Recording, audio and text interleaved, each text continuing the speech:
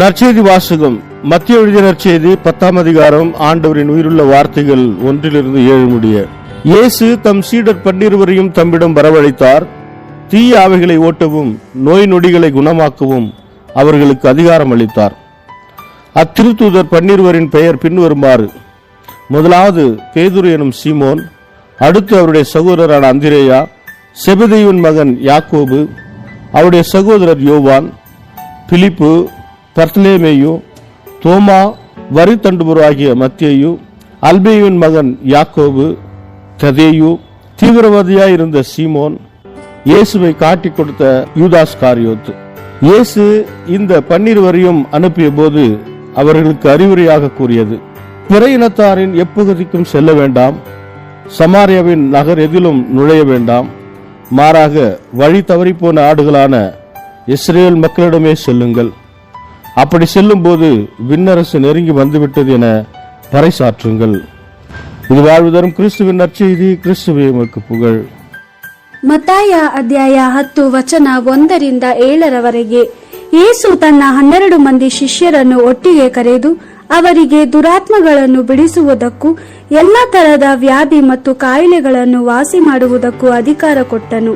12 ಮಂದಿ ಅಪೋಸ್ತಲರ ಹೆಸರುಗಳು ಹೀಗಿವೆ: ಸೀಮೋನ, ಪೇತ್ರನೆಂದು ಕರೆಯುತ್ತಾರೆ, ಮತ್ತು ಇವನ ಸಹೋದರ ಅಂದ್ರೇಯ, ಜೆಬದಾಯನ ಮಗನಾದ ಯಾಕೋಬ, ಅವನ ಸಹೋದರ ಯೋಹಾನ, ಫಿಲಿಪ ಮತ್ತು ಬರ್ತಲೋಮಿಯ, ತೋಮ, ಸುಂಕ ವಸೂಲಿಗಾರನಾಗಿದ್ದ ಮತ್ತಾಯ, ಅಲ್ಫಾಯನ ಮಗನಾದ ಯಾಕೋಬ, ತತಾಯ, ಯೋಧ್ಯರ ರಾಜಕೀಯ ಪಂಗಡಕ್ಕೆ ಸೇರಿದ ಸೀಮೋನ, ಮತ್ತು ಯೇಸುವನ್ನು ಶತ್ರುಗಳಿಗೆ ಒಪ್ಪಿಸಿದ ಇಸ್ಕರಿಯೋತ ಯೂದ.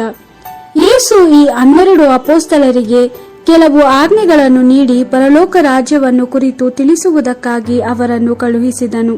ಯೇಸು ಅವರಿಗೆ ಹೇಳಿದ್ದೇನೆಂದರೆ, ಯೆಹೂದ್ಯರಲ್ಲದ ಜನರ ಬಳಿಗಾಗಲಿ ಸಮಾರ್ಯದವರು ವಾಸಿಸುವ ಯಾವ ಊರಿಗಾಗಲಿ ಹೋಗಬೇಡಿ, ಆದರೆ ತಪ್ಪಿಸಿಕೊಂಡ ಕುರಿಗಳಂತಿರುವ ಇಸ್ರೇಲರ ಬಳಿಗೆ ಹೋಗಿ ಪರಲೋಕ ರಾಜ್ಯವು ಬೇಗನೆ ಬರುತ್ತದೆ ಎಂದು ಬೋಧಿಸಿ. ದೇವರ ವಾಕ್ಯವಿದು. ದೇವರಿಗೆ ಕೃತಜ್ಞತೆ ಸಲ್ಲಲಿ. Gospel according to Matthew chapter 10 verse 1-7.